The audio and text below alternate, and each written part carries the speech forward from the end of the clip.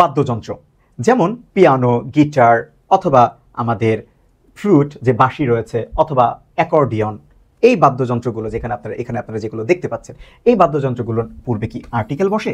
উত্তর হলো হ্যাঁ, এগুলোর পূর্বে আর্টিকেল বসে। তবে মজার বিষয় হলো এই একই শব্দের পূর্বে কখনো আর্টিকেল এ বসে বা এন বসে এবং কখনো আর্টিকেল দি বসে, অর্থাৎ কখনো ডেফিনিট আর্টিকেল বসে এগুলোর পূর্বে, কখনো ইনডেফিনিট আর্টিকেল বসে। তাহলে কখন সেটা? চলুন আমরা একটু দেখে আসি। এই জায়গাটায় পরীক্ষার হলে আমাদেরকে অনেক বেশি কনফিউশনে পড়তে হয় এবং এটা কিন্তু প্রায়ই বিভিন্ন ধরনের পরীক্ষায় চলে আসে। তাহলে চলুন আমরা একটু দেখে আসি আমাদের বাদ্যযন্ত্রের নামের পূর্বে আর্টিকেলের যে ব্যবহার রয়েছে সেটা আসলে কেমন।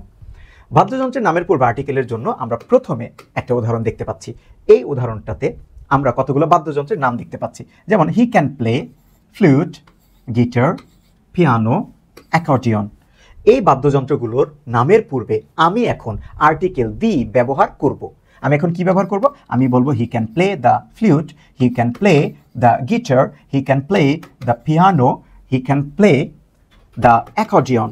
এই জায়গাগুলোতে দেখেন আমি আর্টিকেল ব্যবহার করলাম, কিন্তু এরপরে আমি আরেকটা বাক্য দেখতে পাচ্ছি। দেখেন এই জায়গাটাতে বলা হয়েছে আই হ্যাভ, একই রকম দেখেন ফ্লুট, গিটার, পিয়ানো, অ্যাকর্ডিয়ন।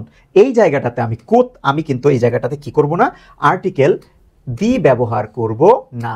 এই জায়গাটাতে আমি ব্যবহার করব article a. I have a flute, I have a guitar, I have a piano, I have a না বলে এখানে বলবো অ্যান অ্যাকর্ডিয়ন। তাহলে দেখেন এই জায়গাটা প্রথম উদাহরণে আমি ডেফিনিট আর্টিকেল ব্যবহার করলাম। কি ব্যবহার করলাম?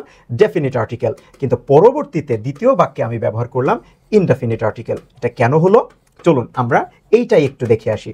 আমাদের যখন কোনো বাদ্যযন্ত্র বাজানোর কথা বলা হয়, তখন আমরা আর্টিকেল দি ব্যবহার করব। এই যে নির্দিষ্ট করে আর্টিকেল দি ব্যবহার করব।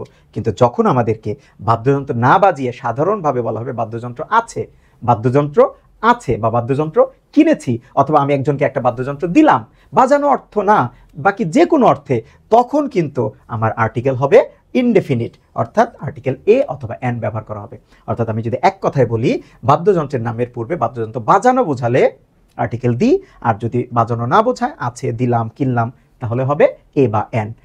তাহলে এই ছিল আমাদের আজকের বাদ্যযন্ত্রের পূর্বে আর্টিকেলের ব্যবহারের ভিডিও।